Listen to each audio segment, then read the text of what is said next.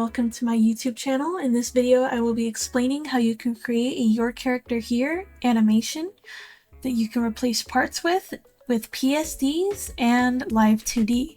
So for this example, my little base has just a head and a body, and we are going to save this as a PSD and make sure that our layers, our corresponding layers, have the correct naming scheme, and anything else that you do not want visible is deleted. Once you get into Live2D, you can put your PSD in by simply dragging and dropping it. Once you get in, you're going to see a bunch of parameters. These are for Live2D models. Since this is just a simple little Your Character Here animation, you do not need any of these, so you can delete them. Now with all of these deleted, you can add a new parameter. I will be calling it bounce. You can name it whatever you want, but I'm calling it bounce because that's what the animation of this little character will be doing. Next up, what you want to do is select your character. As of right now, when you try to move your character around, it takes a big chunk instead of this little part of the leg that I want to move. So what we're going to do is select this button here that says auto, and then we're going to select heavy. You can go for standard or middle, but I choose heavy as it makes it easier to move your character around. As you can see, it's only moving this part of the leg rather than this whole section. Once that is done, we are once again going to select all of our parts and click on this button right here.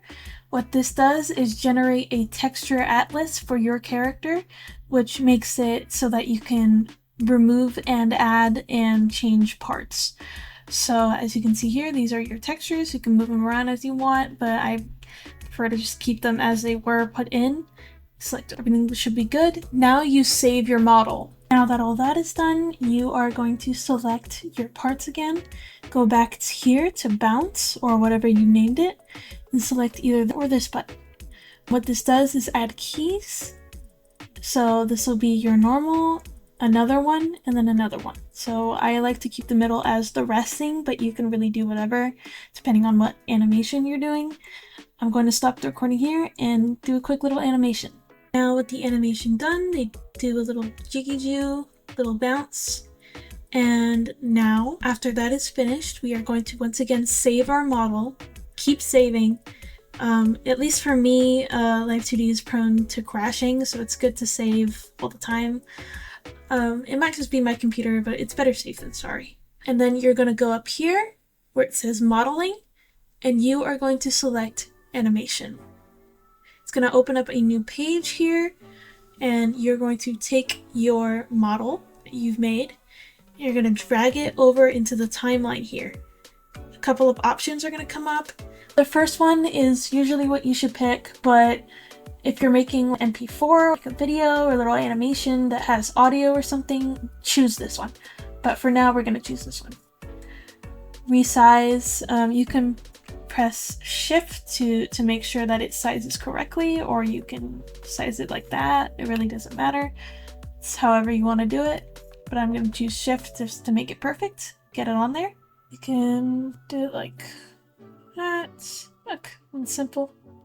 I suggest resetting it there and then that, and now you have a looping animation. And once you have finished the looping animation, if you want to replace these parts, you simply go back to your PSD that you've created. And let's say I want to change the color of this. Let's make this blue, and let's make the body pink. We are simply just going to save it. Make sure it is the same name as a PSD. And then once we are back in here, we can grab our PSD, select example model or whatever your model is named, and then replace. And there you go. It should also have replaced your animation. But as a FYI, for example, let's say you're adding a new part or the head looks different. Let's say I want to add hair here and I want to add a bow. So what we're going to do is we are going to save it as we did before, and we are going to take it back here, drag it, do the same as we did before. You see how parts of it are getting cut off? So what we're going to do with that is we're going to select everything again, click auto and then reset this. And there you go. It should automatically put everything as it should be, and the animation should remain same.